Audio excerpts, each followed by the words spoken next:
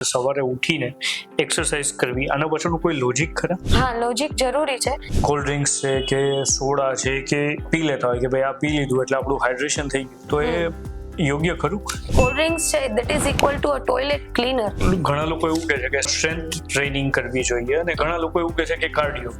Exact શું? તો બંને જ પાસાઓ એટલા જ જરૂરી છે. બોડી ફ્લેક્સિબલ હોવું પણ જરૂરી છે અને કસરત કર્યા પહેલા અને કસરત કર્યા પછી બોડીને સ્ટ્રેચ કરવું પણ જરૂરી છે. ક્યાં છે હેલ્થના 5 પિલર્સ? આ 5 પાયાઓની સાથે આપણી હેલ્થ સારી રીતે ચલાવી શકીએ તો આપણે હેલ્ધી અને હેપી લાઈફ જીવી શકીએ. સૌથી મોટી જે ગેરસમજ છે લોકોના માઇન્ડમાં ન્યુટ્રિશનને લઈને, એ શું છે?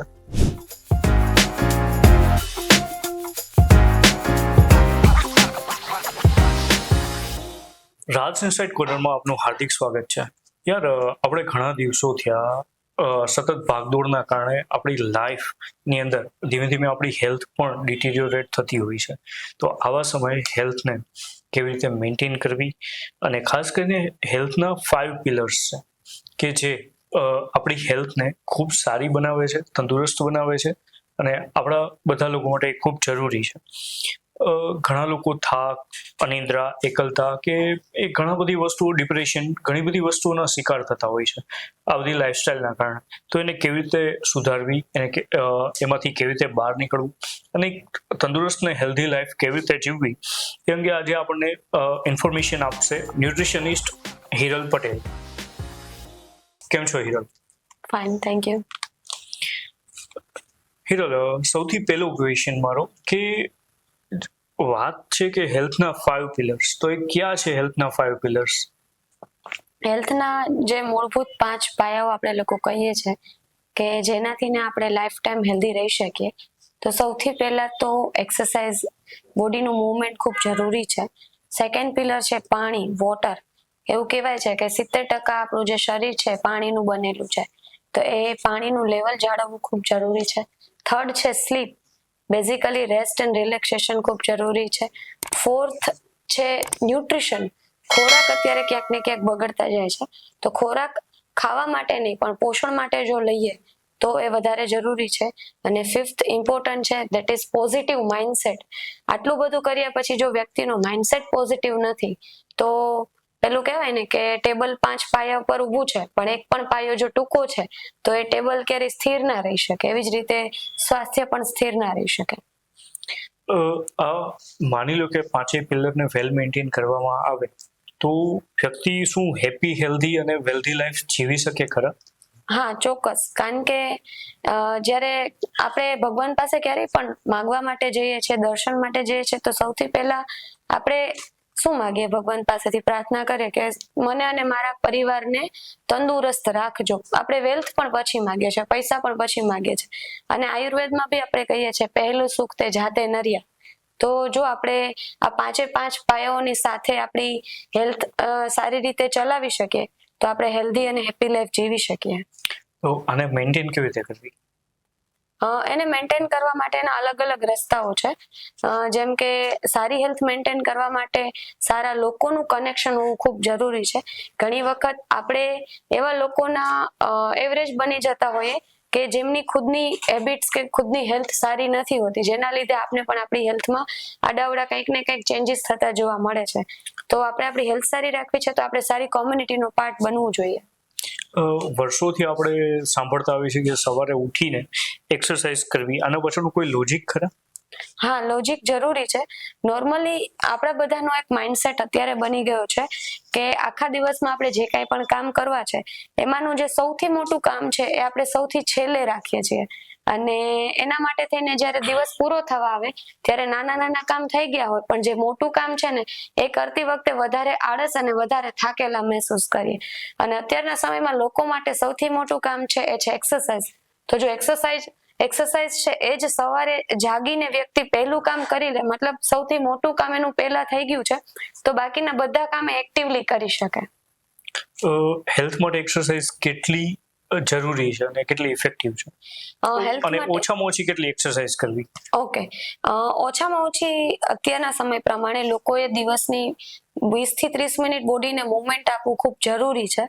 એક્સરસાઇઝ, ઘણા લોકો એમ કહે કે કઈ એક્સરસાઇઝ કરવી, કયો વર્કઆઉટ કરો. તો અગર એક્સરસાઇઝ કરવાનો સમય નથી, તમે તમારા ઘરના દરેક કામ ચાલીને કરી શકો. તમારા બાળકને તમે ચાલીને સ્કૂલ પર મૂકવા જઈ શકો, તમે ગ્રોસરી શોપિંગ કરવા ચાલીને જઈ શકો. એટલીસ્ટ તમે 10,000 સ્ટેપ દિવસના ચાલો છો તો પણ એ તમારા માટે ખાસું એવું મુવમેન્ટ છે. અને જોવા જઈએ તો બે ભાગમાં છે ને એ ડિવાઇડેડ છે. આપણે જો સારી હેલ્થ મેળવવી છે તો 80-20 નો રૂલ આપણે ફોલો કરવો જોઈએ, જેમાં યસ 80-20 કેવી રીતે? કારણ કે વર્ક લાઈફ બેલેન્સમાં તો 80-20 નો રૂલ એપ્લાય થાય છે, હેલ્થમાં પણ 80-20? હા, હેલ્થમાં 80-20 એટલા માટે કે 80% છે ને આપણે આપણી લાઈફસ્ટાઈલ પર ફોકસ કરવું જોઈએ. આપણી ખાવા પીવાની આદત, આપણી અમુક જે હેબિટ છે, જેમ કે સૂવાની આદત છે, જેમ કે સમયસર જમવાની આદત છે, પાણી પીવાની આદત છે, લોકોના સાથેના આપણા વ્યવહાર સાચવવાની આદત છે. આ 80% રોલ ભજવે છે અને 20% રોલ ભજવે છે આપણા બોડીનું મૂવમેન્ટ, આપણી એક્સરસાઇઝ. અને આ બંનેનો જો સંગમ થાય 80-20 તો આપને 100% રિઝલ્ટ મળી શકે. ઓકે, આ ખૂબ નવું હતું કે 80-20 નો રૂલ હેલ્થમાં પણ એપ્લાય થાય છે. યસ.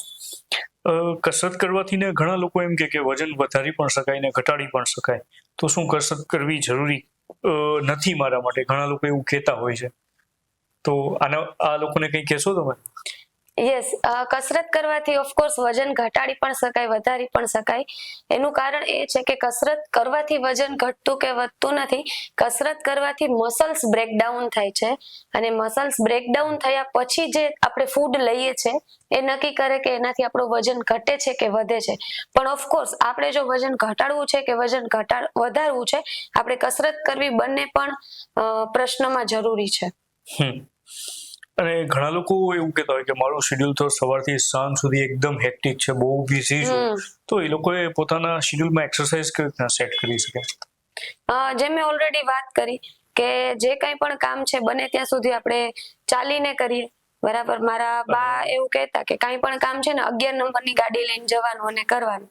થોડો સમય કન્ફ્યુઝ રહ્યા પછી ખબર પડી કે બંને પગનો વધારે ઉપયોગ કરવાનો, જેનાથી ને તમે તમારી વર્કઆઉટનું એક જે શેડ્યુલ છે, જે રૂટીન છે, એને ફૂલફિલ કરી શકો.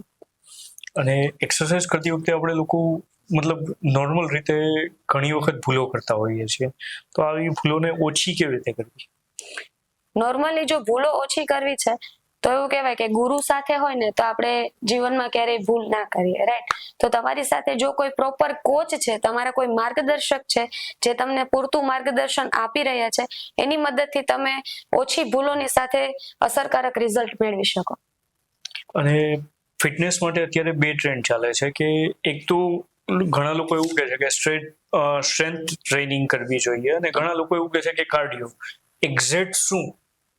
યસ, આઈડિયલી બંને જ કસરત કરવી જોઈએ, પણ જે લોકો શરૂઆતી પીરિયડમાં છે કે જે લોકો એક્સરસાઇઝ હજુ સ્ટાર્ટ કર્યું છે, નોર્મલી લોકો એક્સરસાઇઝ ત્યાં સુધી કરવી જોઈએ જ્યાં સુધી એમને એક્સરસાઇઝ કરવાની મજા આવે છે, એનો આનંદ આવે છે. જ્યારે એક્સરસાઇઝ એમને બોરિંગ લાગવા માંડે કે એમનાથી નહીં થઈ શકે એવું કંઈક લાગવા માંડે, ત્યાં સુધી હદ સુધી એક્સરસાઇઝ કરવી જોઈએ નહીં.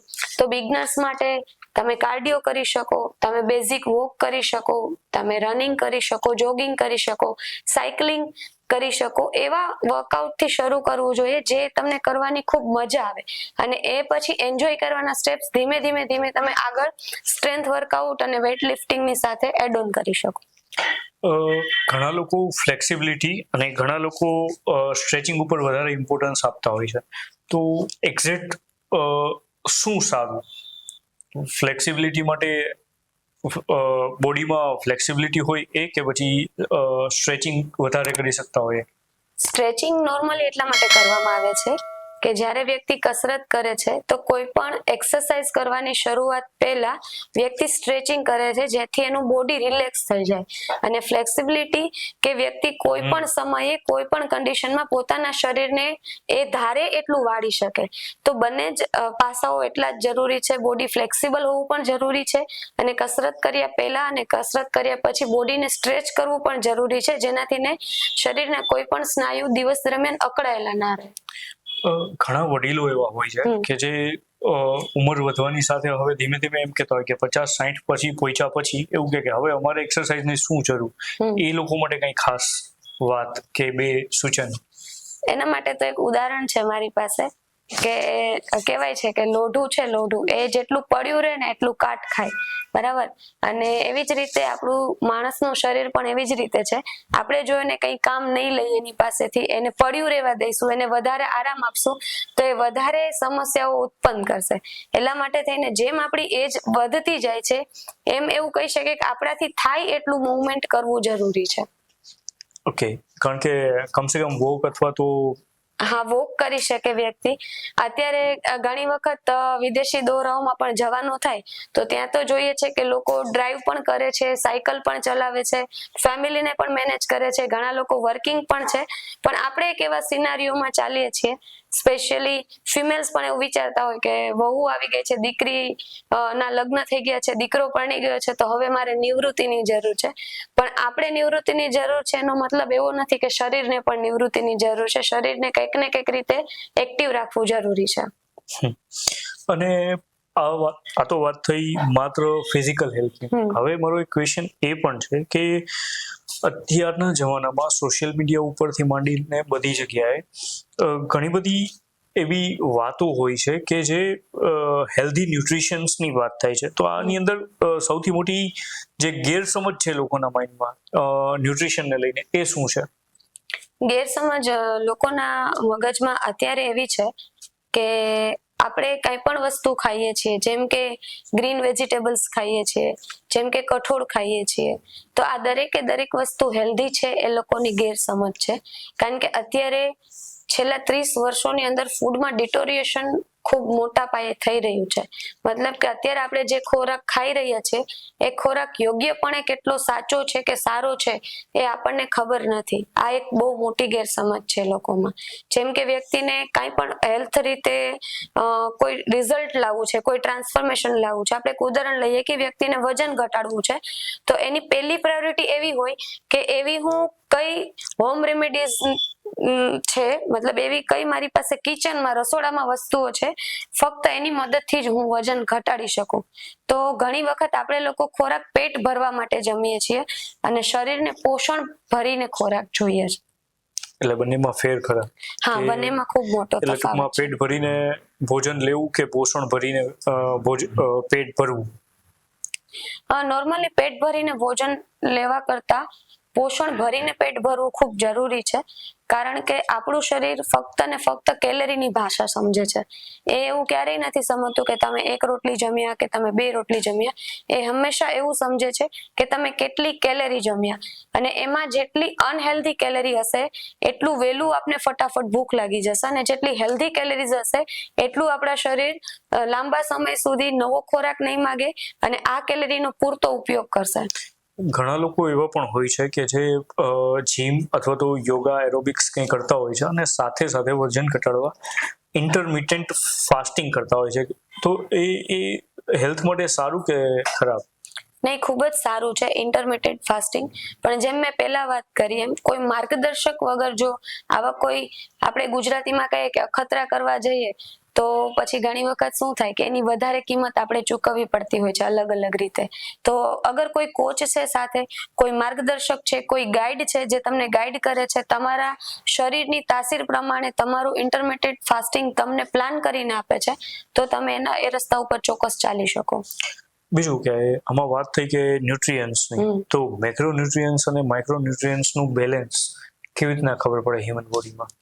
હ્યુમન બોડીમાં મેક્રોન્યુટ્રિયન્ટ્સ અને માઇક્રોન્યુટ્રિયન્ટ્સ એ બંને છે ને તાળું અને ચાવી જેવો રોલ ભજવે છે સર. કારણ કે આપણે આપણા ઘરને લોક કરવું છે, પણ આપણી પાસે જો ચાવી નથી તો એકલું તાળું પણ નકામું છે, અને જો આપણી પાસે ચાવી છે પણ તાળું નથી તો એકલી ચાવી પણ નકામી છે. મતલબ સેફટી માટે બંને વસ્તુ ખૂબ જરૂરી છે. પણ મેક્રો એટલે એવા ન્યુટ્રિયન્ટ્સ જેની વધારે માત્રામાં જરૂરિયાત છે, અને માઇક્રો એટલે એવા ન્યુટ્રિયન્ટ્સ જેની ઓછી માત્રામાં જરૂરિયાત છે. એક્ઝેક્ટ કયા ન્યુટ્રિયન્ટ્સની કેટલી માત્રામાં જરૂરિયાત છે એના માટે રેગ્યુલરલી એજ્યુકેશન છે એ ખૂબ જરૂરી છે. ઓકે, કારણ કે ઘણા બધા લોકોને ઘણી બધી ખબર હોય છે, પણ જ્યારે એમના બોડી વિશે જ્યારે ક્વેશ્ચન પૂછે અથવા તો એમની હેલ્થના બારામાં કે એના ન્યુટ્રિશનના બારામાં જ્યારે સવાલ પૂછો તો ઘણા લોકો એવું કહેતા હોય છે કે આ વાત તો સાચી છે ને આ ખવાય, આ ના ખવાય, પણ એ કયા આધારે નક્કી કરવું? એ એના માટે જેમ કે આપણા રાજકોટ સિટીમાં ઘણા બધા લોકો મેડિકલ સ્ટોર ચલાવે છે, રાઈટ, અને ઘણા બધા લોકો ડોક્ટર્સ છે. પણ જ્યારે કોઈ વ્યક્તિને કાંઈ પણ તકલીફ થાય છે તો એ દવા લેવા માટે સીધા મેડિકલ સ્ટોર જશે કે ડોક્ટર પાસે જશે, રાઈટ? દવા તો મેડિકલ સ્ટોરમાં પણ મળે છે, પણ વ્યક્તિ પહેલા જશે ડોક્ટર પાસે. ડોક્ટર પ્રિસ્ક્રિપ્શન લખીને આપશે કે તમારે તમારા શરીર પ્રમાણે આ દવાની જરૂરિયાત છે, તો તમારે આવી રીતે આનો ઉપયોગ કરવાનો છે. મેડિકલ સ્ટોર વાળા વ્યક્તિ ફક્ત ને ફક્ત ડોક્ટરે લખેલી દવા આપવા માટે એમનું ત્યાં સ્ટોર ચલાવે છે. તો વ્યક્તિ જ્યારે એ સમજે છે કે એના શરીરની જે જરૂરિયાત છે એ પોતાને ઘણી બધી ખબર છે, પણ એના શરીરની જે જરૂરિયાત છે એ કોઈ ક્વોલિફાઈડ વ્યક્તિને વધારે ખબર છે, એની પાસેથી પૂરતું માર્ગદર્શન લઈ અને પછી જરૂરિયાત પૂરતા સપ્લિમેન્ટ અને કોઈ પણ પ્રોડક્ટ્સનો ઉપયોગ કરી કે કોઈ પણ ખોરાકનો ઉપયોગ કરીને એમાંથી ન્યુટ્રિશન મેળવવાના જો પ્રયાસ કરે તો વધારે અસરકારક રિઝલ્ટ એમને મળી શકે. ફૂડની સાથે સાથે એક સૌથી વધારે ચર્ચાતો સવાલ છે કે હાઇડ્રેશન કેટલું જરૂરી, રોજ કેટલું પાણી પીવું? કારણ કે હાઇડ્રેશન આવે એટલે લોકો પોતાની રીતે નક્કી કરી લેતા હોય કે 3 લીટર પાણી કે 5 લીટર પાણી કે 7 લીટર પાણી આખા દિવસનું, અથવા તો 5 ગ્લાસ 7 ગ્લાસ. તો એક્ઝેક્ટ એ હાઇડ્રેશન બોડીમાં શું રોલ ભજવે અને એ કેટલું ઇમ્પોર્ટન્ટ છે? હાઇડ્રેશન છે આપણા શરીરમાં ખૂબ મોટો રોલ ભજવે છે.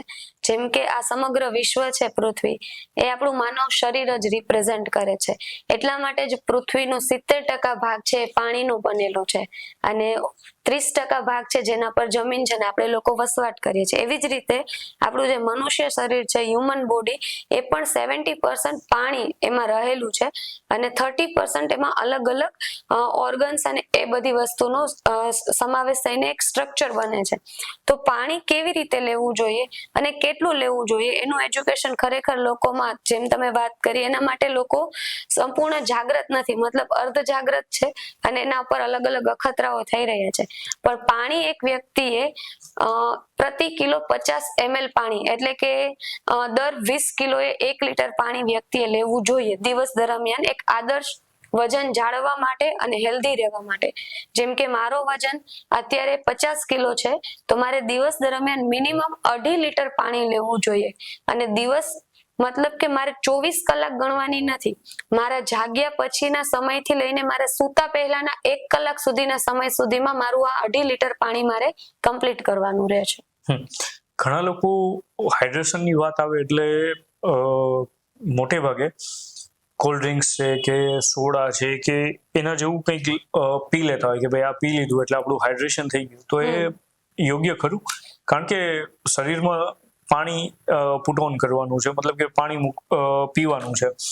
તો આવા સમયે સોડા કે કોલ્ડ ડ્રિંક્સ કે છાશ કે કંઈ, તો એ કેટલું પ્રોપર છે? ના, આમ જોવા જઈએ તો એ બિલકુલ બી પ્રોપર નથી. કારણ કે અગર કોઈ વ્યક્તિ હાઇડ્રેશન માટે થઈને અગર 30 ml જેટલું પણ પાણી પીવે છે તો એના શરીરમાં 30 ml પાણી જશે જેની 0 કેલરી છે, પાણીની કોઈ જ કેલરી નથી. અને એના સામે કોઈ વ્યક્તિ 100 ml કોલ્ડ ડ્રિંક્સ પીવે છે તો એના શરીરમાં 100 ગ્રામ શુગર પણ જવાની છે. એના સામે એના શરીરમાં એક્સેસિવ 300 થી 400 કેલેરી પણ જવાની છે, જે કેલેરી એને બર્ન કરવા માટે કદાચ રેસકોર્સ જે રિંગ છે આપણી, એના ફરતે 4 સર્કલ લગાવવા પડે ફક્ત 100 ml કોલ્ડ ડ્રિંકને ડાયજેસ્ટ કરવા માટે. અને ડાયજેસ્ટ થયા પછી એના અંદર રહેલી શુગર એ આપણા શરીરને બહુ ભયાનક રીતે ધીમે ધીમે કરીને લાંબા સમય પછી નુકસાન કરે છે. તો આઈડિયલી ઘણી વખત બાળકોને પણ એવું હવે તો સ્કૂલમાં સમજાવવામાં આવે છે કે કોલ્ડ ડ્રિંક્સ છે that is equal to a toilet cleaner, બરાબર? કે અમુક દેશોમાં તો કોલ્ડ ડ્રિંક્સનો ઉપયોગ, એના રહેલા કન્ટેન્ટનો ઉપયોગ ટોયલેટ અને બાથરૂમને સાફ કરવા માટે જ થાય છે. તો અંદર જઈને આપણા શરીરને કોઈ જ ફાયદો નથી આપતો. હા, આપણા દેશી પીણાઓ છે, જેમ કે લીંબુ પાણી છે, જેમ કે સાકરનું પાણી છે, જેમ કે ગોળનું પાણી છે, જેમ કે છાશ છે, દહીં છે, દાળનું પાણી છે, ફ્રૂટ જ્યુસ છે, આ બધી વસ્તુનો આપણે હાઇડ્રેશન માટે ઉપયોગ કરી શકીએ. જેમાં ફ્રૂટ જ્યુસનો પણ આપણે બહુ મર્યાદિત માત્રામાં ઉપયોગ કરવો જોઈએ, કારણ કે એમાં પણ ફ્રુક્ટોઝ એટલે કે ફ્રૂટમાં રહેલી શુગર છે. તો ઘણા લોકો વજન વધારવા અથવા તો વજન ઘટાડવા માટે અલગ અલગ ફૂડના નુસ્ખાઓ સોશિયલ મીડિયામાં શેર કરતા હોય છે. તો તમારી દ્રષ્ટિએ ઇઝી ભોજન પ્રેપ અને ટિપ્સ કંઈક? હા, નોર્મલી ઘણી બધી વખત વજન ઘટાડવું એટલે જીવનમાં બહુ મોટો બદલાવ લાવવો, રાઈટ? તો એના માટેના અમુક શરૂઆતી નિયમો છે, જો એ આપણે પાડવાની શરૂઆત કરીએ તો આપણને બહુ આસાનીથી ને આપણું જે નિર્ધારિત જે આપને રિઝલ્ટ જોઈએ છે એમાં આપને સફળતા મળી શકે. આપણો જે ગોલ છે આઈડિયલ પેલું વેઇટ પર આવવાનો, એમાં આપને સફળતા મળી શકે. જેમ કે આપણે કોઈ પણ ખોરાક દિવસ દરમિયાન જમીએ છીએ તો એને મિનિમમ આપણે 25 થી 32 વખત ચાવીને જમવું જોઈએ. આયુર્વેદમાં એવું કહેવાય છે કે પાણીને ચાવીને લેવું જોઈએ અને ખોરાકને પી જવો જોઈએ. મતલબ કે ખોરાકને આપણા મોઢામાં આપણે ત્યાં સુધી ચાવવાનો જ્યાં સુધી એ પૂરતું લિક્વિડ ન થઈ જાય અને આપણા ગળાથી ને લિક્વિડની જેમ ઉતરી ના જાય. બીજી વસ્તુ, ઓલરેડી મેં વાત કરી કે આપણે 20 કિલો પર 1 લીટર પાણી ચોક્કસથી પીવું જોઈએ. ત્રીજી વસ્તુ, પ્રોપર રેસ્ટ, એટલે કે મિનિમમ દિવસમાં 6 થી 8 કલાકની વ્યક્તિએ ઊંઘ લેવી જોઈએ. અને ચોથી વસ્તુ, પોતે જે કાંઈ પણ ખોરાક ખાય છે ને એને ગણીને ખાવાનો છે. મતલબ કે જ્યારે આપણે એટલે કે એક રોટલી ખાવી, 2 રોટલી ખાવી, એના કરતા ખાસ એને કેલેરીમાં ગણીને ખાવાનું છે કે એક રોટલી ખાય છે તો આ એક રોટલીમાં મને કેટલી કેલેરીઝ મળી રહી છે. અને દિવસ દરમિયાન અગર વ્યક્તિને વેઇટ લોસ કરવું છે, ખાસ તો વજન ઘટાડવું છે, તો એ 30-30-40 નો રૂલ છે એ ફોલો કરી શકે છે. જેમાં દિવસ દરમિયાન જે કાંઈ પણ ખોરાક ખાય એમાં 30% ભાગ એનો પ્રોટીન હોવો જોઈએ, 30% ભાગ છે એનો ફાઈબર હોવો જોઈએ અને 40% ભાગ છે એમાં કાર્બોહાઈડ્રેટમાં ખાસ હેલ્ધી ફેટ હોવા જોઈએ. એઝ અ ન્યુટ્રિશનિસ્ટ મારે સૌથી મહત્વની વાત આપની પાસેથી એ જાણવી છે કે લોકોને પૂરતા પ્રમાણમાં ફૂડમાંથી વિટામિન, મિનરલ્સ એ બધા મળે છે કે નહીં, કેવી રીતે ખબર પડે? એના માટે વ્યક્તિએ અપડેટેડ રહેવું ખૂબ જરૂરી છે. વિશ્વ આરોગ્ય સંસ્થા એટલે કે વર્લ્ડ હેલ્થ ઓર્ગેનાઇઝેશન એના માટે થઈને અત્યારના ખોરાકમાં થતા જે કંઈ પણ શું કહેવાય કે ડિસ્પ્યુટ્સ છે, જે કંઈ પણ એમાં થતી ખામીઓ છે, જે ઉત્પન્ન વધારે થઈ રહી છે, એમાં થતી ભેળસેળો વિશે રેગ્યુલર અહેવાલો બહાર પાડતી રહેતી હોય છે. તો આપણી પાસે અત્યારના સમયમાં સૌથી વધારે ઉપયોગમાં આવતું એક ડિવાઇસ છે મોબાઈલ, જેમાં આપણે લોકો રેગ્યુલરલી ગૂગલ પર કે વિશ્વ આરોગ્ય સંસ્થાના પોર્ટલ પર જઈને રેગ્યુલર અપડેટ લેવું જોઈએ. જેમ કે હમણાં આજથી ને 6 વર્ષ પહેલા થયેલું એક કાનપુર આઈઆઈટીમાં રિસર્ચ હતું કે અત્યારના ખોરાકમાં કેટલા પેસ્ટિસાઇડ્સ ભળી ગયા છે. તો જ્યારે એક માતાનું ધાવણ કે મમ્મીનું જે દૂધ હોય, એવું કહેવાય કે માનું દૂધ છે એ સૌથી વધારે હેલ્ધી છે આ વિશ્વમાં બાળક માટે. એટલા માટે એને પહેલા 6 મહિના એના સિવાય બીજું કંઈ આપવામાં પણ ન થતું, ઇવન પાણી પણ નહીં. પણ અત્યારે ખોરાકમાં એ હદ સુધી ભેળસેળ વધી ગઈ છે કે એક માતાનું દૂધ લઈને જ્યારે એનું ટેસ્ટ કરવામાં આવ્યું ને તો ક્લોરોપાઇડેફોસ અને એન્ડ્રોસલ્ફાન નામના 2 જે પેસ્ટિસાઇડ છે, જે બિયારણો અથવા તો જે પાક ઉપર દવાના છંટકાવ કરવામાં આવે, ખેડૂત લોકો કરતા હોય કે એવી રીતે લોકો એનો ઉપયોગ કરતા હોય, તો એ જે છે ને એ 400 થી 600 ગણું વધારે મેળવવામાં આવ્યું. 400 times more, જે એકચ્યુઅલી હોવું જ ના જોઈએ, એના બદલે એ હોવું જોઈએ એના કરતા પણ 400 ગણું વધારે અત્યારે મળ્યું છે આજથી 6 વર્ષ પહેલા. અને બીજી વસ્તુ કે પંજાબથી એક સ્પેશિયલ ટ્રેન ઉપડે છે જેનું નામ પાડી દેવામાં આવ્યું છે કેન્સર ટ્રેન.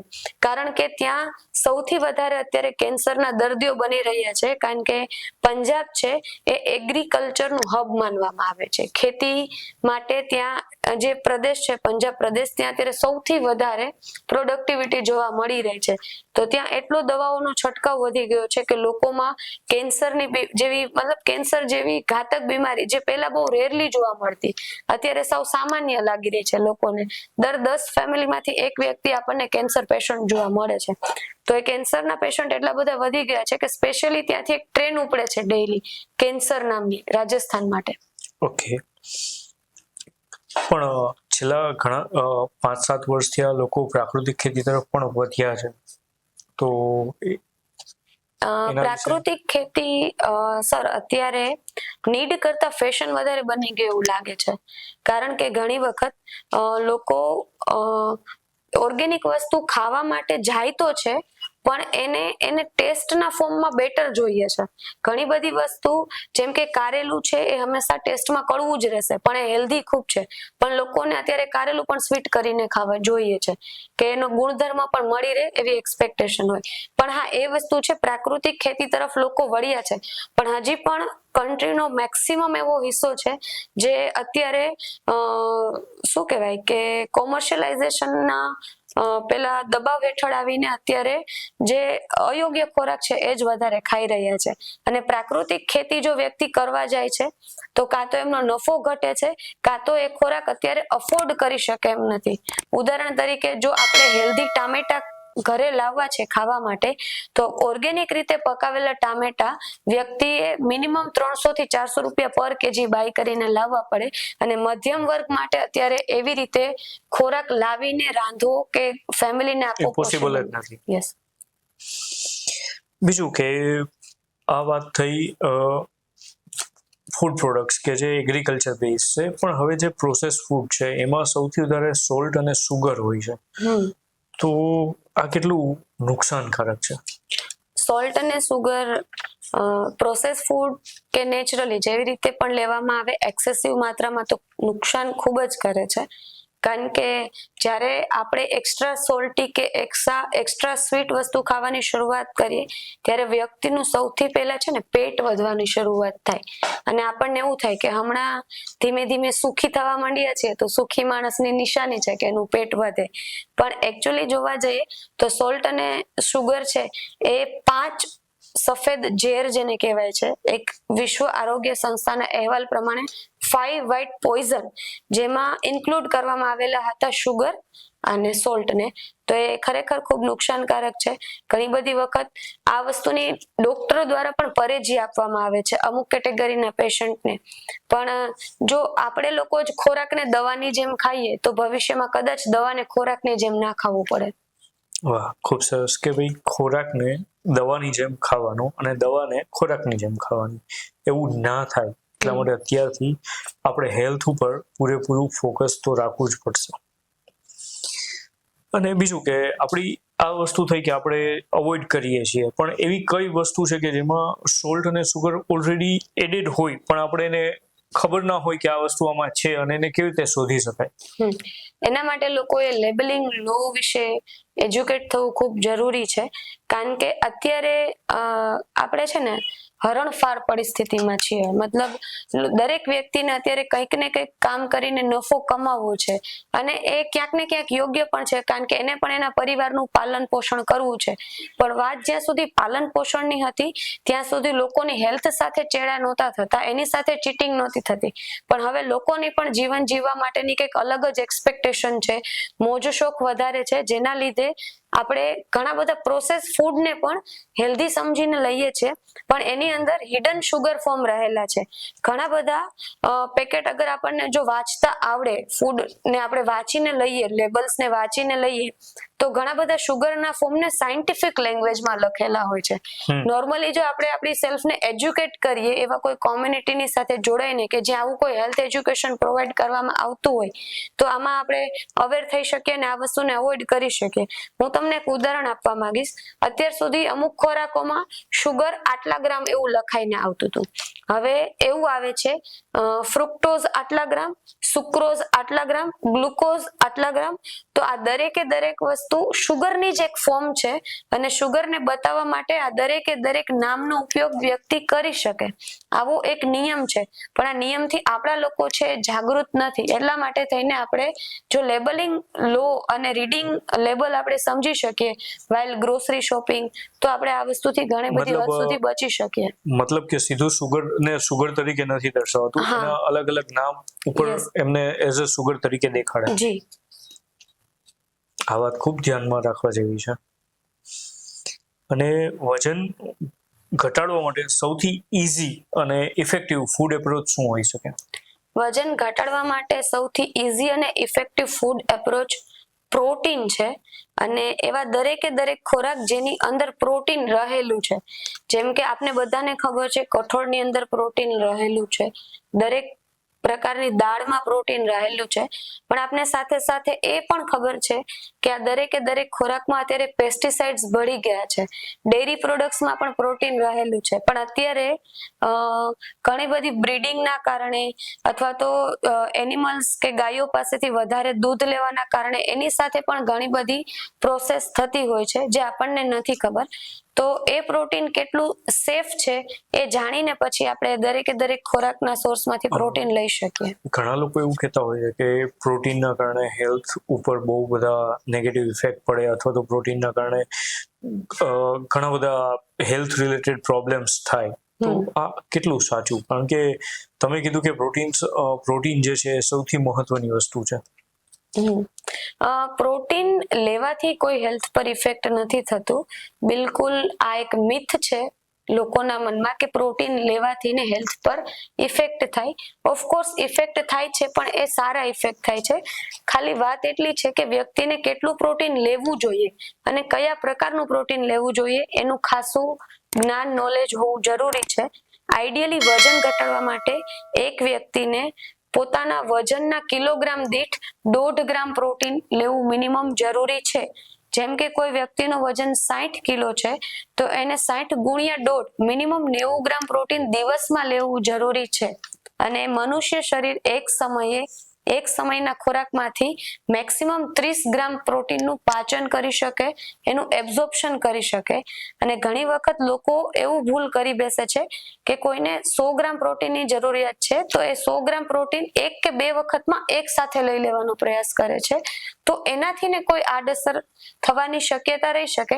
પણ જો આપણને ખબર છે કે આપણું શરીર એક સમયે કેટલા ગ્રામ પ્રોટીન પચાવવા માટે એક્ટિવ છે, આપણે એક સમયનું કેટલું પ્રોટીન પચાવી શકીએ અને આપણે જે ખોરાક લઈએ છીએ એમાંથી આપણે કેટલા ગ્રામ પ્રોટીન મળે છે, તો ઓફકોર્સ આ વસ્તુને તમે બેલેન્સ રીતે રિઝલ્ટ મેળવી શકો. બેલેન્સની વાત કરી તો હજી એક વાત એવી પણ છે કે બેલેન્સ ડાયટને બજેટને આધારે કેવી રીતે મેન્ટેન કરવી અથવા મેનેજ કરવી.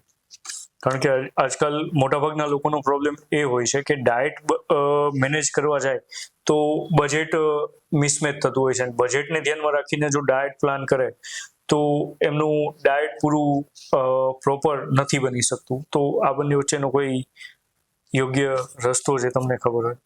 જી, આઈડિયલી છે ને આ એક નિયમ કુદરતનો જ ગોઠવેલો છે કે માણસ પોતાની આખા જીવન ચક્રમાં એ જેટલી પણ આવક કરે છે એ આવકના કુલ હિસ્સાનો 30% હિસ્સો એને ફરજિયાત પોતાના હેલ્થ પાછળ ચૂકવવાનો જ છે.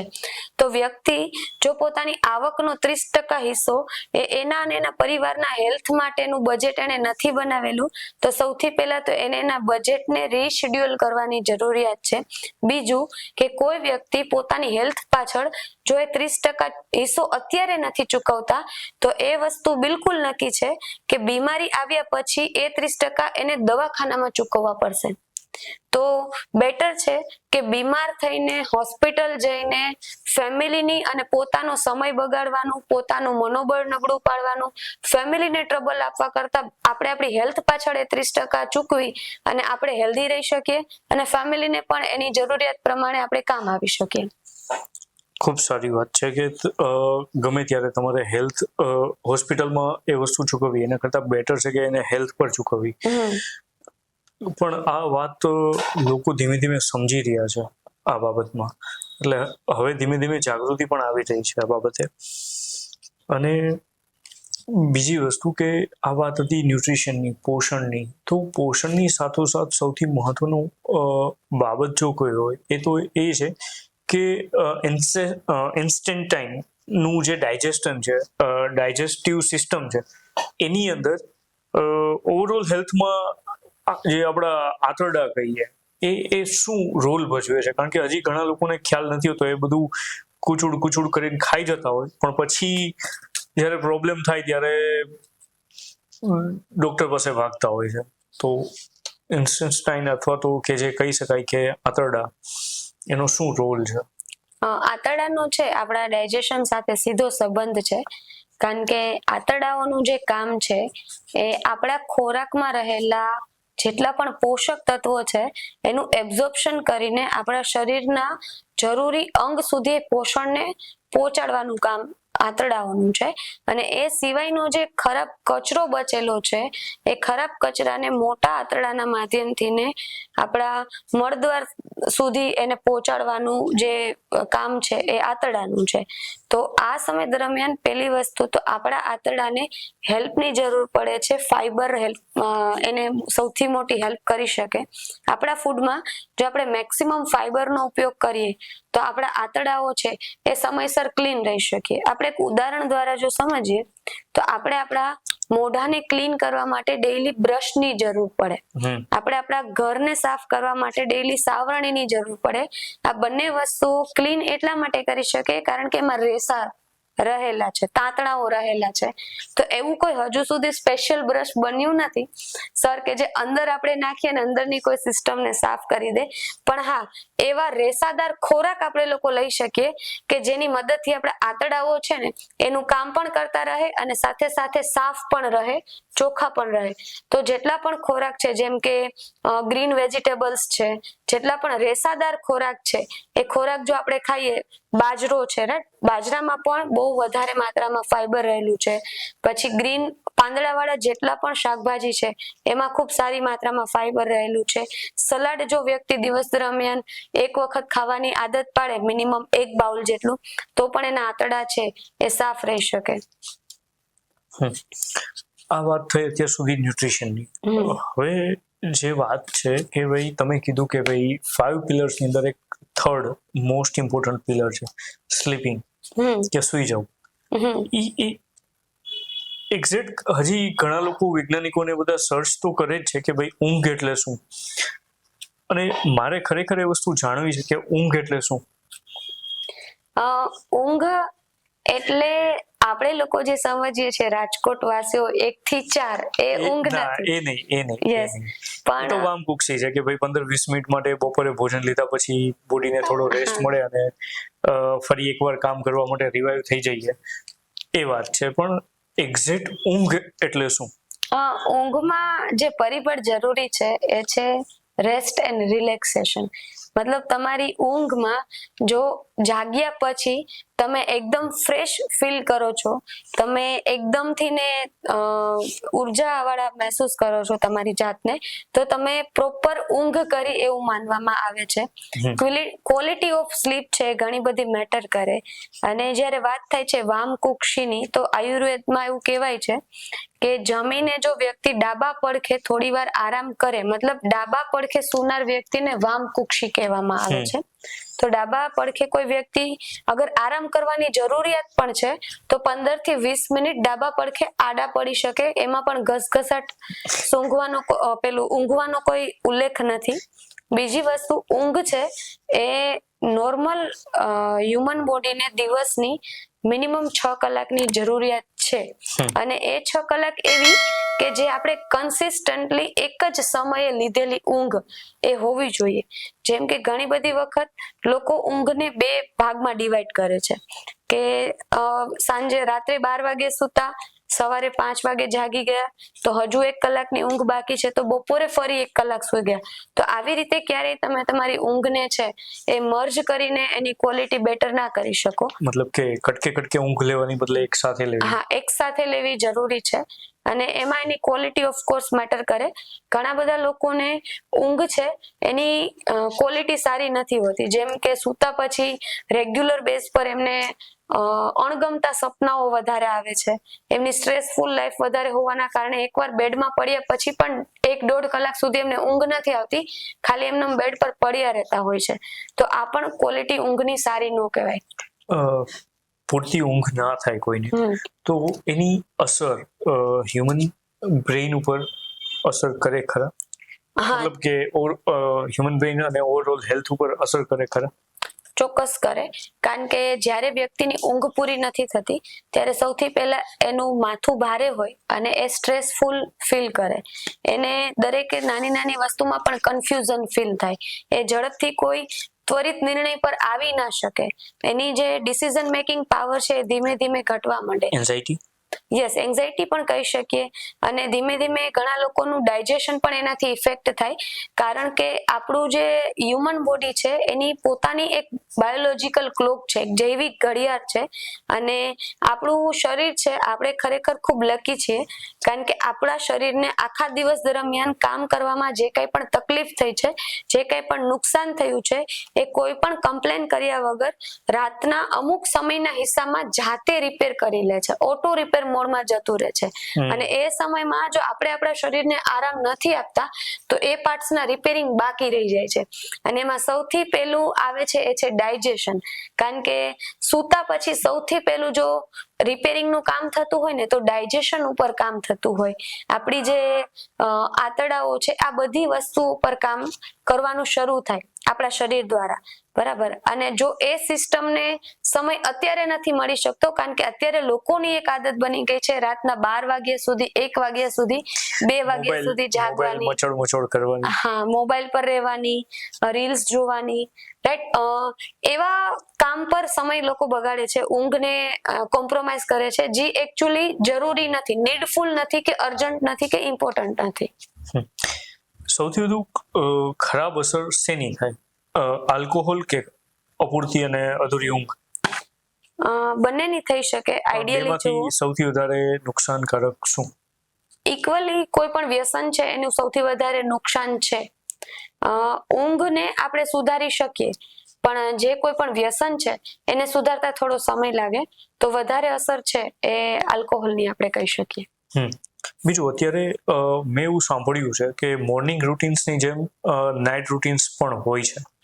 તો એ નાઇટ રૂટીન્સ એટલે શું, અને એનાથી આપણી જે ઊંઘની ક્વોલિટી છે એ કેવી રીતે સુધારી શકાય? જેમ મેં વાત કરી કે જૈવિક ઘડિયાળ, બાયોલોજીકલ ક્લોક, એ આપણું નાઇટ રૂટીન છે. સાંજના 7 વાગ્યા પછી આપણું શરીર પોતાની સિસ્ટમ પ્રમાણે એક બિહેવિયર સ્ટાર્ટ કરી દે છે, અને એ બિહેવિયરને આપણે લોકોએ સમજવું ખૂબ જરૂરી છે. અને એના માટે ઘણો ખાસો સમય જોઈએ આપણે, રાઈટ, જાણવા માટે. તો બાયોલોજીકલ ક્લોક છે એ કંઈક એવું બિહેવ કરે, એની જરૂરિયાત એવી છે કે આ સમય સુધીમાં આપણો ખોરાક થઈ જવો જોઈએ, આ સમય સુધીમાં આપણે બેડ પર જતા રહેવા જોઈએ. એ બેડ પર જતા રહ્યા પછી નેક્સ્ટ 15 કે 20 મિનિટ સુધીના સમયમાં આપણે બિલકુલ બી રિલેક્સ થઈ જવા જોઈએ. ઘણી વખત આપણે હાથમાં મોબાઈલ લઈને પણ બેડ પર હોય 1 કલાક 2 કલાક સુધી, અને આપણે એવું લાગે કે આપણે રેસ્ટ મોડમાં છીએ, પણ આપણે આપણા માઇન્ડને બિલકુલ રિલેક્સ કરાવી દેવું જોઈએ, આપણા બોડીને બિલકુલ રિલેક્સ કરાવી દેવું જોઈએ. ઘણી વખત ઊંઘતી વખતે બોડી પોસ્ચર પણ છે એ ખૂબ મેટર કરે.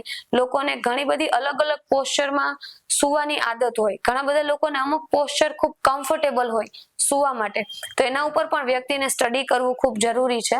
અને ખાસ તો રાતના 10 વાગ્યાથી સવારના 6 વાગ્યાનો જે સમય છે એ બોડી નેચરનો છે, જૈવિક ઘડિયાળનું છે. તો એ પ્રમાણે અગર આપણે બિહેવ કરીએ તો ખૂબ સારું રહે, કારણ કે આખો દિવસ આપણું શરીર આપણે કહીએ એમ બિહેવ કરતું હોય, તો રાતના આપણે આપણા શરીર કે એમ બિહેવ કરવું જોઈએ. આપણા શરીરની ડિમાન્ડ સાંજના શું છે?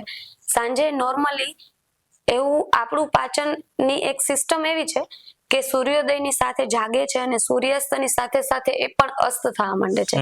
એટલે અગર આપણે આપણા વડવાઓ કે આપણા વડીલો પાસેથી સાંભળ્યું છે કે સાંજના 7 વાગ્યા પહેલાનું એમનું ભોજન થઈ જતું, તો આઈડિયલી હજી પણ શરીરની એવી જ કંઈક જરૂરિયાત છે. જો આપણે એક્સ્ટ્રા કેલરી વાળું કે આપણે કોઈ હેવી ખોરાક જમવાનો છે તો આપણે 7 વાગ્યા પહેલા જમી લેવું જોઈએ. અને કદાચ આપણે 7 વાગ્યા પહેલા નથી જમી શકતા તો આપણે ભાગદોડમાં ક્યારેક આગળ પાછળ થઈ જાય, તો એવા ટાઈમે શું કરવાનું? કારણ કે જે લોકો અર્બન શહેરોમાં રહે છે, જ્યાં વધારે ટ્રાવેલિંગ છે, જ્યાં વધારે સ્ટ્રેસફુલ લાઈફ છે, તો એવા સમયમાં આપણે એટલીસ્ટ એટલી ઊંઘની 2 કલાક પહેલા આપણે આપણું જે જમવાનું છે કમ્પ્લીટ કરી લેવું જોઈએ. પછી સૂતા પહેલા તમે તમારા બોડીને રિલેક્સ કરી શકો, લાઈક તમે હોટ શાવર લઈ શકો. શિયાળો અત્યારે છે તો તમે હોટ શાવર લઈ શકો, તમે વિન્ટરના સિઝનમાં કોલ્ડ શાવર લઈ શકો. પ્લસ આપણે આપણા બોડીને રિલેક્સ કરવા માટે થઈને સાંજે જમ્યા પછી આપણે અડધી કલાક કે 25 થી 30 મિનિટ સુધી વોક કરી શકીએ, એક્ટિવ રહી શકીએ. નોર્મલી આપણા કલ્ચરમાં આપણે લોકો સાંજે જમી અને ફેમિલી સાથે સોફા પર બેસીને ટીવી જોવાનું વધારે પ્રિફર કરીએ છીએ, અથવા તો બધા લોકો જમવાનું પહેલા તો એવું હતું કે જમીન પર બેસીને જમતા પલાઠી વાળીને, હવે આપણે લોકો ડાઇનિંગ પર બેસીને જમીએ છીએ. તો ત્યાં આપણે આપણું પોસ્ચર કરેક્ટ કરવું જોઈએ. બીજી વસ્તુ, રાત્રે સૂતા પહેલા 15 થી 20 મિનિટ આપણે લોકો બુક રીડિંગ કરી શકીએ, જેનાથી ને આપણા માઇન્ડને રિલેક્સ સેશન જે મળવું જોઈએ એ ધીમે ધીમે થઈને મળવા માંડે. આપણે આખા દિવસના સ્ટ્રેસને આઉટ કરી શકીએ. અત્યારે લોકો છે એ ફેમિલી મીટ કરી શકો, જેમ કે ઘણા બધા ધર્મોમાં અત્યારે એવું શીખવવામાં આવે છે કે તમે તમારા ફેમિલીની એક મીટિંગ કરો, ઘર સભા કરો, સાંજે આખો દિવસ દરમિયાન શું થયું છે એને તમે બધું બારે કાઢો, એ તમે એની ચર્ચા કરો, એનું તમે ડિસ્કશન કરો, જેનાથી ને એની અસર આપણી ઊંઘ પર ના થાય. હેલ્થ એન્વાયરમેન્ટને કેવી રીતે સુધારવું? કારણ કે આજે આપણે એવા માહોલમાં રહીએ છીએ કે જ્યાં હેલ્થ એન્વાયરમેન્ટ આ શબ્દો ઘણા લોકો માટે પણ નવો છે. તો એ હેલ્થ એન્વાયરમેન્ટને કેવી રીતે ઇમ્પ્રૂવ કરવું? હેલ્થ એન્વાયરમેન્ટને ઇમ્પ્રૂવ કરવા માટે આપણે સૌથી પહેલા તો આપણા સરાઉન્ડિંગને જ બદલવાની જરૂરિયાત છે. કારણ કે ખૂબ જ મોટા ફિલોસોફર છે જીમ રોન, એમનું નામ છે, અને ઘણા બધા મોટા રાઇટર્સ છે, ઘણા બધા મોટા ટ્રેનર્સ છે, ઘણા બધા મોટા બિઝનેસમેન છે જે એમની પાસેથી ને ટ્રેનિંગ લઈ ચૂક્યા છે અને અત્યારે સક્સેસફુલ થયા છે. એ એવું કહે છે જીમ રોન સર કે આપણે અત્યારે જે કંઈ પણ છીએ એ આપણી આજુબાજુના 5 લોકોની એક એવરેજ છીએ. મતલબ તમે કોઈ વ્યક્તિની આવક જાણવા માંગો છો તો તમારે એની આજુબાજુ રહેલા 5 થી 10 લોકોની આવક જાણવાની ફક્ત જરૂરિયાત છે. તમને સામેવાળા વ્યક્તિની એવરેજ આવક ખબર પડી જશે. તો એવી જ રીતે કોઈ વ્યક્તિ અગર ઓવરવેઇટ છે તો અગર તમે એનું આજુબાજુનું સરાઉન્ડિંગ, એના ફ્રેન્ડ સર્કલ, એના ફેમિલી, એના કલીગ્સ, એને તમે અગર નોટિસ કરશો તો એમાં રહેલા મેક્સિમમ લોકો ઓવરવેઇટ હશે.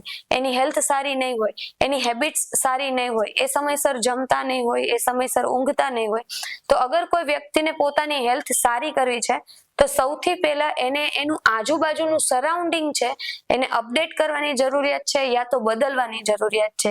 ઘણા બધા ખાસા એવા ગ્રુપ ચાલી રહ્યા છે, ઘણી બધી એવી સારી સંસ્થાઓ ચાલી રહી છે જેની સાથે એ લોકો જઈને જોડાઈ શકે. રાઈટ, આપણે લોકો ઘણું એવું એક સારું ગ્રુપ ચલાવી રહ્યા છે જેનું નામ છે યોગી આરોગ્ય મંદિર. તો યોગી આરોગ્ય મંદિરમાં રોજે સવારે 80 લોકો ભેગા થાય છે જેમનું માઇન્ડ છે એ હેલ્થ વિશે જ વિચારે છે. તો એની સાથે જેટલા પણ લોકો જોડાશે એ લોકો પણ હેલ્થ વિશે જ વિચારશે. અત્યારના જેમ કે બધાના અલગ અલગ ક્રાઇટેરિયા હોય છે કે નાનું બાળક હોય તો એ અમુક અવર્સ સૂવે છે. વધતી ઉંમરની સાથે લોકોની ઊંઘ ઓછી થતી હોય. ઘણી બધી વખત સાંભળ્યું છે કે ઉંમર જેમ લોકો વૃદ્ધ થતા હોય અથવા તો ઉંમર વધતી હોય એવી રીતના એમના સ્લીપિંગ અવર્સ ઓછા થતા હોય. તો આ જરૂરિયાત કેવી રીતે બદલાય? જરૂરિયાત જેમ તમે વાત કરી રહ્યા છો એ ઉંમરની સાથે જ બદલાય.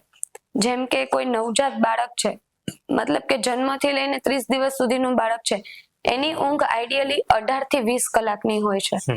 મતલબ એટલા માટે જ આપણે જોઈએ કે નવું જન્મેલું બાળક હોય એની આંખો ક્યારેક જ ખુલે, દિવસમાં 5 થી 10 મિનિટ 1 કલાકની અંદર ખુલીને પાછી આંખો મીચી દે. અને જેમ બાળક મોટું થાય, જેમ કે 4 થી 6 મહિનાનું જે બાળક છે એની ઊંઘ છે એ 16 થી 18 કલાકની હોય. બાળક જ્યારે 1 વર્ષનું થવા આવે ત્યારે એની ઊંઘ 12 થી 15 કલાકની થઈ જાય છે.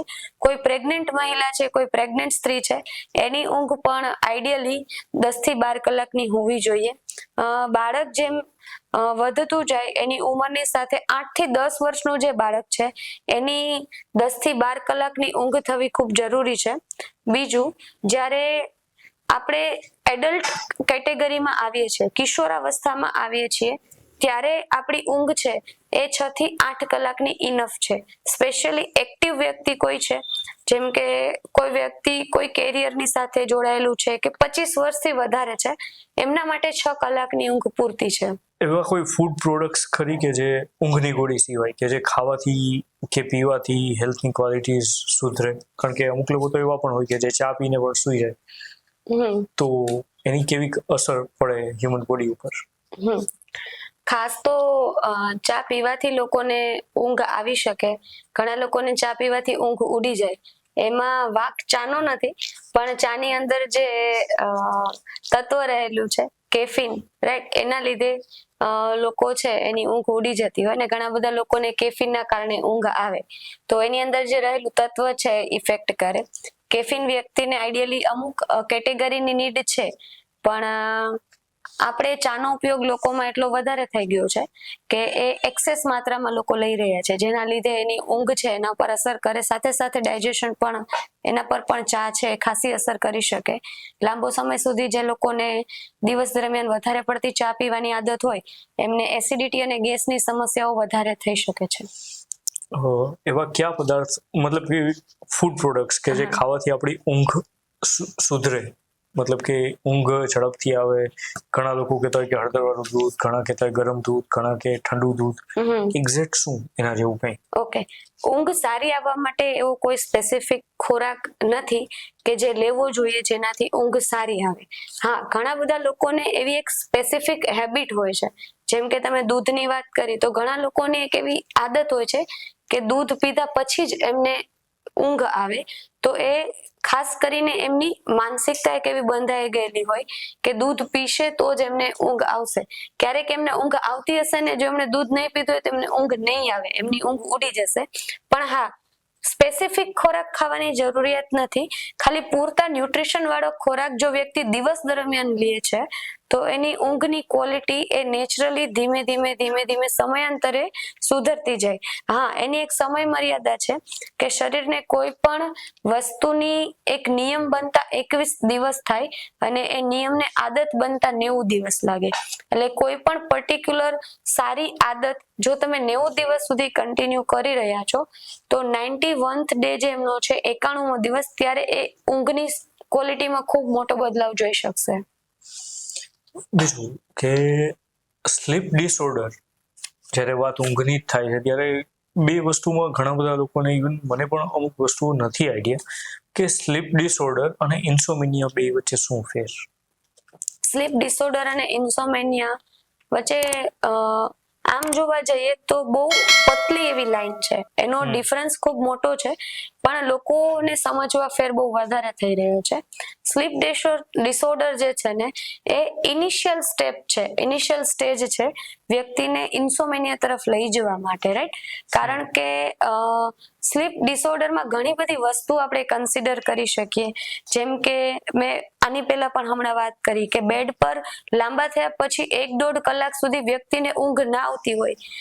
એનું કારણ એવું પણ નથી કે એના હાથમાં મોબાઈલ છે. ઘણી બધા કેસમાં એવું પણ બને છે કે મોબાઈલ નથી હાથમાં, બીજું કંઈ વિચારતા નથી, પણ ઊંઘ આવતી જ નથી. વ્યક્તિ પડખા ફરે રાખતા હોય પણ એને ઊંઘ નથી આવતી.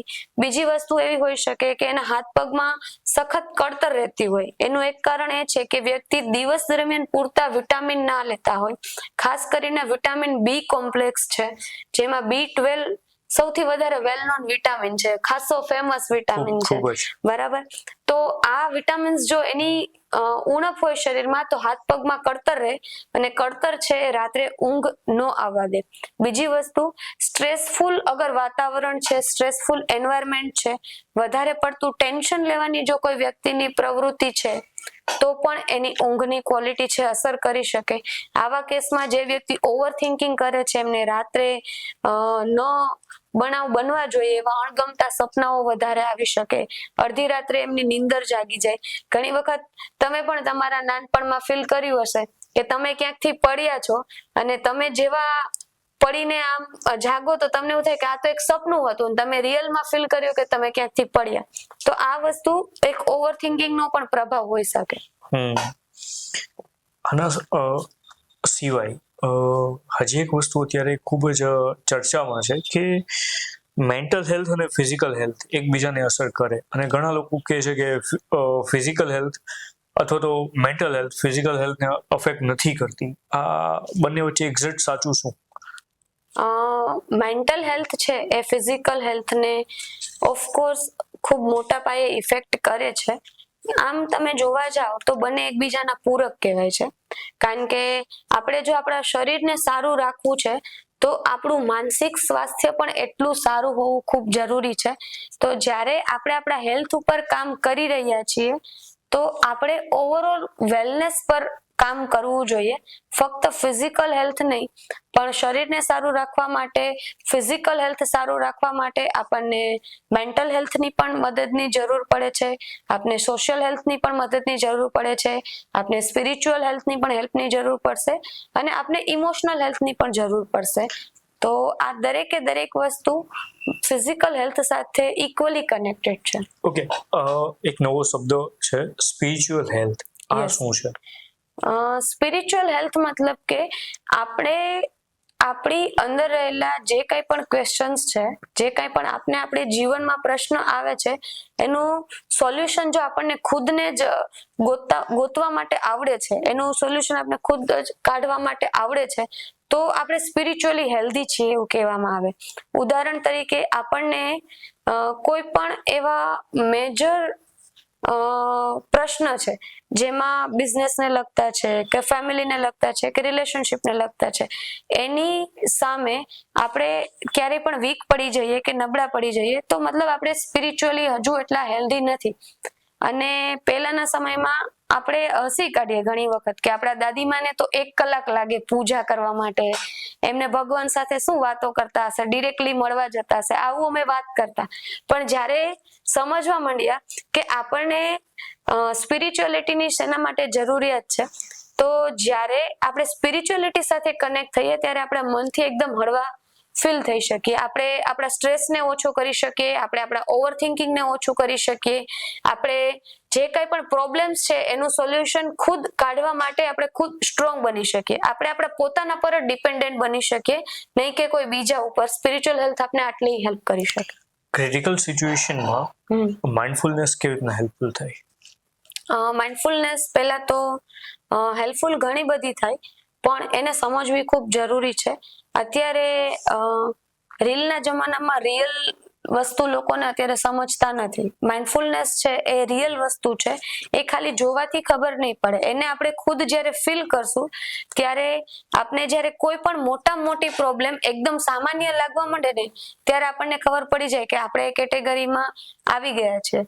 એઝ એન એક્ઝામ્પલ જો હું તમને કહું તો હું અહીંયાથી રસ્તામાંથી જાઉં છું અને સડનલી મારી સાથે જે કોઈ વ્યક્તિ છે એમની સાથે કોઈ મેજર એક્સિડન્ટ બની જાય છે અને મને જો ઇમિડિયેટ વિચાર આવે છે કે મારો ફર્સ્ટ સ્ટેપ રાડો પાડવા કે ચીસો નાખવા કે ગભરાવા કે રડવાના બદલે મારો ફર્સ્ટ સ્ટેપ છે એમને હોસ્પિટલ લઈ જવા, મતલબ હું એક એ કેટેગરીમાં આવી ગઈ છું કે મને હવે મારા નિર્ણયો લેવાની ખબર પડે છે કે મારે ઇમિડિયેટ શું વસ્તુ કરવી જોઈએ એ મને ખબર છે.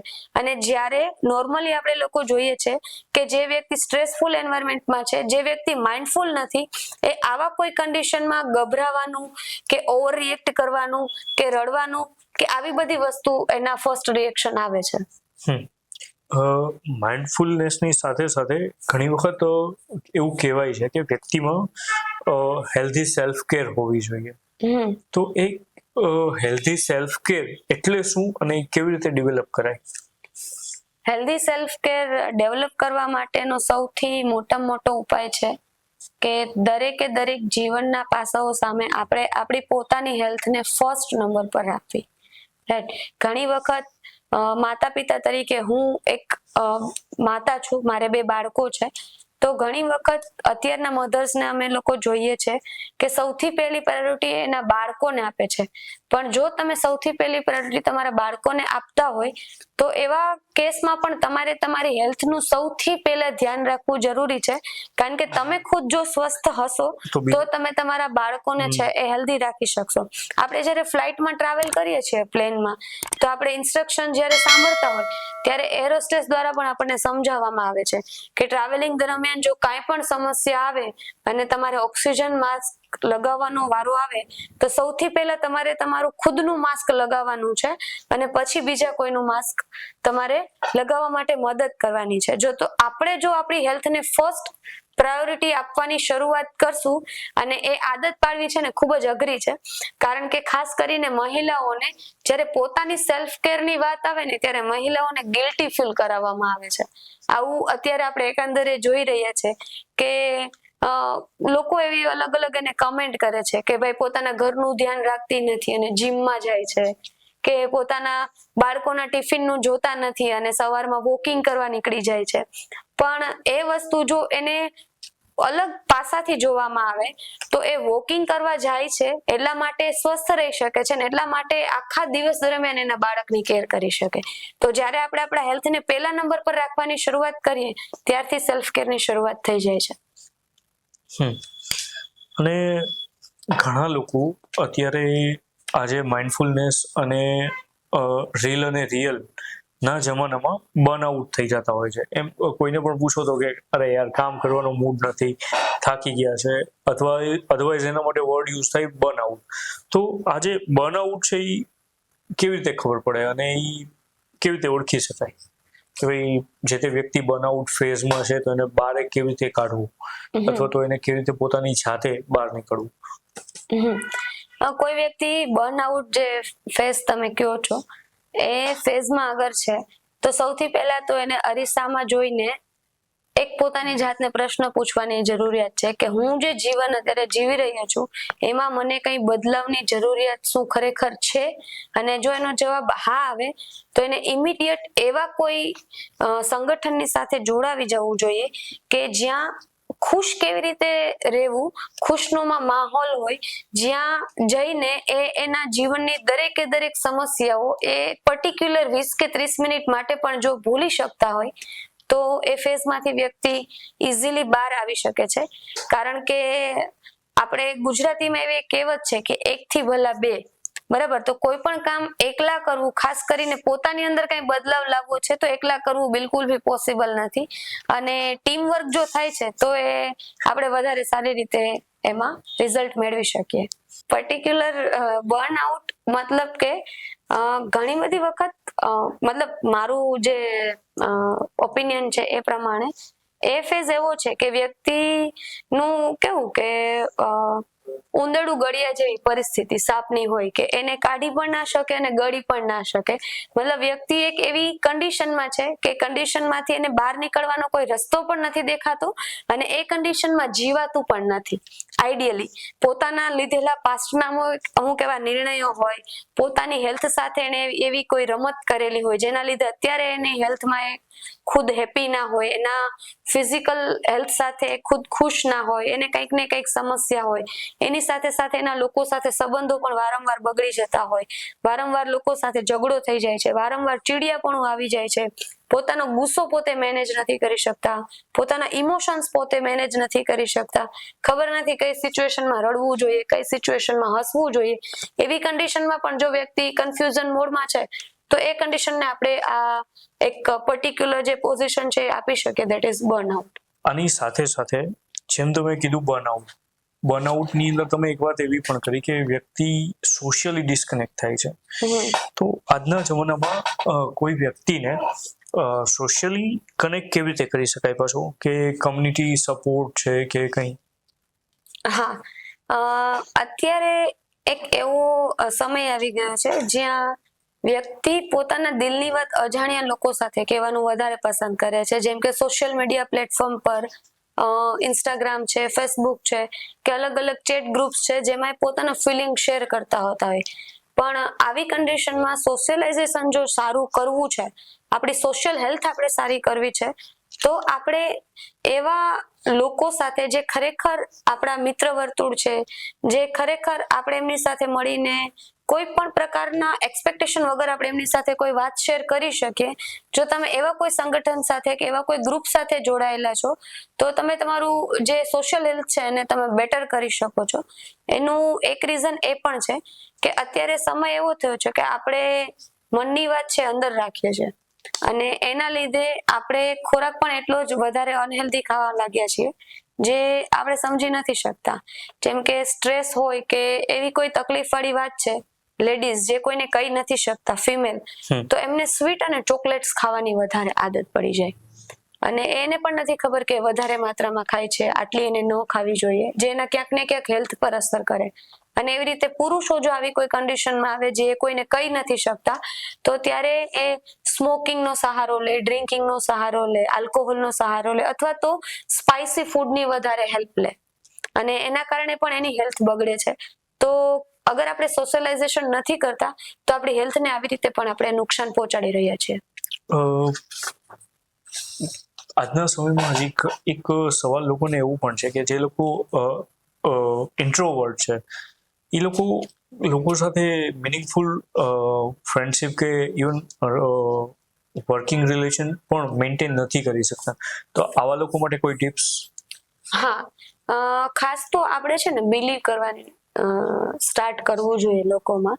મેઇનલી જે લોકો ઇન્ટ્રોવર્ટ છે એમની સાથે ક્યાંક ને ક્યાંક ક્યારેક ને ક્યારેક પાસ્ટમાં એવો કોઈ બનાવ મેજર કેસીસમાં બની ગયેલો હોય જેના લીધે એને લોકો ઉપર વિશ્વાસ નથી આવતો, પોતાની સાથે કામ કરતા કલીગ સાથે પણ વિશ્વાસ ન હોય અને પોતાના ફ્રેન્ડ સર્કલમાં પણ પર્ટિક્યુલર ટોપિકને લઈને એમના પર એમને ટ્રસ્ટ ના હોય. તો આઈડિયલી હું એવું ફીલ કરું છું કે આપણે કોઈ પણ રસ્તા પર અગર ચાલ્યા જાય છે ને આપણે સામેવાળા વ્યક્તિની સાથે સ્માઇલ કરીને પણ આપણે એમના પર ટ્રસ્ટ કરવું જોઈએ, કારણ કે યુનિવર્સ જે છે બ્રહ્માંડ એક એવા મેસેજ પર કામ કરે છે કે તમે જો લોકો પર બિલીવ કરવાનું સ્ટાર્ટ કરશો તો લોકો તમારા પર વધારે ફેથફુલનેસ બતાવશે અને એનાથી જ તમારા જે સોશિયલાઇઝેશન છે, તમારા જે સોશિયલ રિલેશન છે એ વધારે સારા બની શકે. ઇન્ટ્રોવર્ટ લોકોની બીજી એક સમસ્યા એવી છે કે જે ઇન્ટ્રોવર્ટ હોય છે મોટે ભાગે લોનલીનેસ એરા કે લોનલીનેસ પિયરની અંદર જીવતા હોય છે. સો એ વસ્તુ હ્યુમન હેલ્થ માટે કેટલી સારી કે ખરાબ અને શું અસર કરે? જે લોકો લોનલીનેસ એન્વાયરમેન્ટમાં રહેવાનું વધારે પ્રિફર કરે છે એનું મેક્સિમમ કારણ એ હોઈ શકે કે જો હું 5 લોકોની વચ્ચે જઈને આવું કંઈ કાર્ય કરીશ અને જો એ મારાથી બરાબર રીતે ન થયું તો એ 4 લોકો મને શું કહેશે, રાઈટ? અને એ તો એ તો જે કહેવાય છે ને કે દુનિયા કા સબસે બડા રોગ ક્યાં કહેંગે લોગ, અને લોકો શું કહેશે એ ડરથી આપણે જ્યારે એકલા રહેવાનું પ્રિફર કરીએ છીએ ત્યારે સૌથી પહેલી જે અસર છે ને એ આપણા ડાયજેશન પર પડે છે, આપણા એપેટાઇટ એટલે કે આપણી ભૂખ પર, આપણા મેટાબોલિઝમ પર પડે છે અને એ જ એકમાત્ર એવું કારણ છે મેક્સિમમ રીતે કે જે આપણી હેલ્થને ક્યાંક ને ક્યાંક નુકસાન પહોંચાડવાની શરૂઆત કરે છે. બિઝી શેડ્યુલ ઘણા બધા બિઝનેસમેન કે જોબ કરતા લોકોનો એક સૌથી મોટી પ્રોબ્લેમ હોય છે કે બિઝી શેડ્યુલ. તો એને અને લાઈફને કેવી રીતના બેલેન્સ કરીને જીવાય? કારણ કે તમે પણ આજે ઘણા બધા સેમિનારમાં અને બધામાં આખો દિવસ હસબન્ડ વાઈફ બંને કનેક્ટેડ હોય છો અને એકદમ બિઝી શેડ્યુલ્સ જોવા મળે છે તો ઘણા બધા લોકોનું અને તમારું પણ. તો આ ટાઈમમાં કેવી રીતના એક સોશિયલ લાઈફને હેલ્ધી કરી શકાય? એના માટે આપણે લોકો એક ટુ ડુ લિસ્ટ બનાવી શકીએ ડેઈલી બેઝ ઉપર. જે વ્યક્તિને એવું લાગે છે કે એનું શેડ્યુલ બિઝી છે તો એને એનું ટુ ડુ લિસ્ટ એટલે કે દિવસ દરમિયાન આવતીકાલે એ શું કામ કરવાના છે અથવા તો આજે એમણે શું કામ કર્યું એનું જો લિસ્ટ બનાવવાની શરૂઆત કરે તો મહિનાના અંતે એને ખબર પડે કે એમના કહેવાતા બિઝી શેડ્યુલમાં એમણે એકચ્યુઅલ એમના કામને કેટલો સમય આપ્યો અને જે કામની જરૂરિયાત નથી એવા કામને એમણે કેટલો સમય આપ્યો. ઘણી વખત ઘણા એવા કામ છે જે ઇમ્પોર્ટન્ટ છે બટ અર્જન્ટ નથી અને ઘણા એવા કામ છે જે અર્જન્ટ છે પણ ઇમ્પોર્ટન્ટ નથી. તો આવા બંને કેસમાં વ્યક્તિ ભૂલ ત્યાં કરે છે કે જે કામ ઇમ્પોર્ટન્ટ અને અર્જન્ટ બંને છે ને એને મિસ કરી દે છે. અને હેલ્થ માટે તો હંમેશા પાણી પહેલા પાળ બાંધવાની જ વાત છે. એમાં ક્યારેય પૂર આવ્યા પછી પૂરને રોકવાની પરિસ્થિતિ લાગુ પડવાની જ નથી, કારણ કે પૂર આવ્યા પછી તો વ્યક્તિ ખાલી ઊભા રહીને પૂરમાં થયેલું નુકસાન જ જોઈ શકે, એમાં બીજી કોઈ બચાવ કરી ના શકે. તો બીમારી છે પૂર આવ્યા પછીની પરિસ્થિતિ છે, પણ હેલ્થ સારી કરવી એ પાણી પહેલા પાળ બાંધવાની વાત છે. તો એમાં પણ ઇમ્પોર્ટન્ટ એન્ડ અર્જન્ટ આ બંને કામને એને સ્પેસિફાઈ કરવા જોઈએ. ટુ ડુ લિસ્ટથી એને હેલ્પ એ થશે કે એને ખબર પડશે કે એને આજના દિવસ દરમિયાન કહેવાતા પોતાના હેલ્થ પાછળ કેટલો સમય આપ્યો, જે એને આઈડિયલી કઈ જગ્યાએ કટ ડાઉન કરીને આપવાની જરૂરિયાત છે. તો વ્યક્તિને જો ટુ ડુ લિસ્ટ કરવાની આદત પડે તો ખાસું એવું એમાં હેલ્પ થઈ શકે. અને વ્યક્તિ જ્યારે ટુ ડુ લિસ્ટ બનાવે ત્યારે એને દિવસમાં 30 મિનિટથી લઈને 45 મિનિટ ખુદ ઉપર કામ કરવા માટે એમાં એડ ઓન કરવી જોઈએ. અત્યારે લોકોને કામ એવી જગ્યાએ જ કરવું છે જ્યાંથી એને ઇમિડિયેટ પૈસા મળે છે, પણ જ્યારે આપણે ખુદ પર કામ કરીએ ત્યારે આપણે એવી એક પર્સનાલિટી બની શકીએ જે તમને અટ્રેક્ટિવ બનાવે, લોકો તમારા તરફ આકર્ષાય. એક મેગ્નેટ ટાઈપ આપણે બનીએ કે ચુંબક છે ને એ પોતાના તરફ લોખંડની દરેક વસ્તુ આકર્ષે, એને લોખંડ સુધી ના જવું પડે, વસ્તુ એના સુધી આકર્ષાઈને આવી જાય.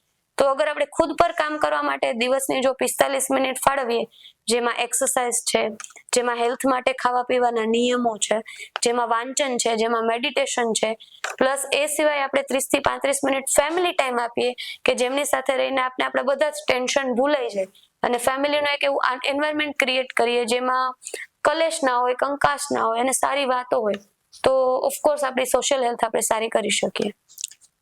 આજના જમાનામાં સોશિયલ મીડિયાની અંદર અને લોકોની અંદર પણ એક વાત એવી છે કે બાઉન્ડ્રી સેટ કરવાથી આપણો સોશિયલ રિલેશનશિપ સુધરે કે બગડે.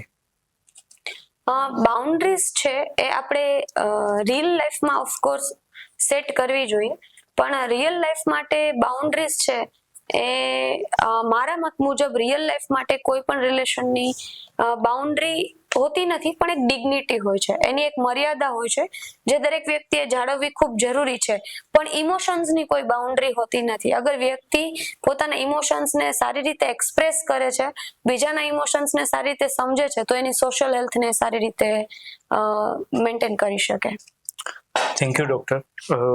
થેન્ક યુ હિરલ કે અમારી સાથે તમે અહીંયા જોડાણા અને અમારા ઘણા બધા જે વ્યુઅર્સ છે એ બધાને તમે આજે જે હેલ્થના 5 પિલર્સ છે કે જે ફૂડ, ન્યુટ્રિશન, હેલ્થ, એક્સરસાઇઝ અને માઇન્ડફુલનેસ, એ બધા વિશે તમે જે માહિતી આપી એ thanks a lot on behalf of them. Thank you. Human હેલ્થના આ જે સાયકલ છે એમાં અમારી સાથે જોડાવા બદલ આપ બધાનો ખૂબ ખૂબ આભાર. અને બેલેન્સ ડાયટ, રેગ્યુલર ફિઝિકલ એક્ટિવિટીથી લઈને એક સારી ક્વોલિટી વાઇઝ ઊંઘ, મેન્ટલ પીસ અને સોશિયલ રિલેશનના કારણે લાઈફમાં ઘણા બધા સુધારા કરી શકાય અને એક સમૃદ્ધ અને સુખી જીવન તરફ આગળ વધી શકાય છે. આવા અવનવા સબ્જેક્ટ્સ પર જાણવા માટે જોતા રહો રાજ ઇનસાઇડ કોર્નર.